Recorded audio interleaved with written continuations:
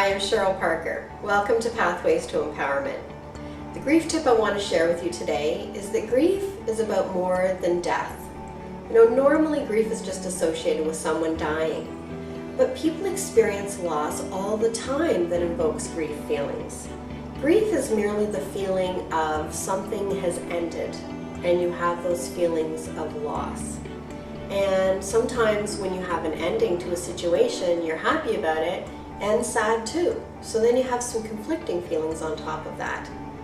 And if we're going to change the conversation around grief and have people expressing this, we have to get our head around all the different losses that happen out there.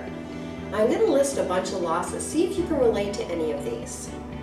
Now you can have death, of course, and then divorce, loss of a job, graduation, moving away from home, loss of vitality through menopause.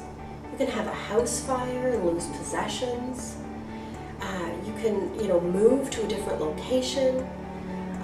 You can, loss of vitality through health issues. All sorts of different losses can happen in your life.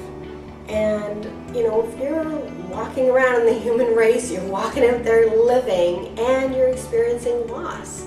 And what happens is we ignore all these endings and we ignore all these conflicting feelings.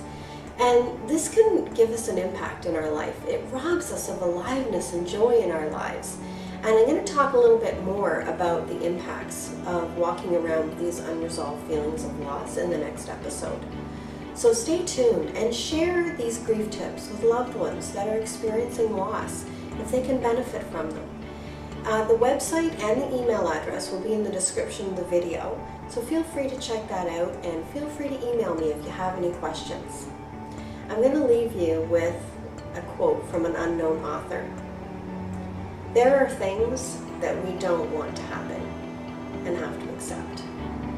There are things we don't want to learn but have to know them. And there are things and people that we can't live without, but we have to let go. So I'll see you next time.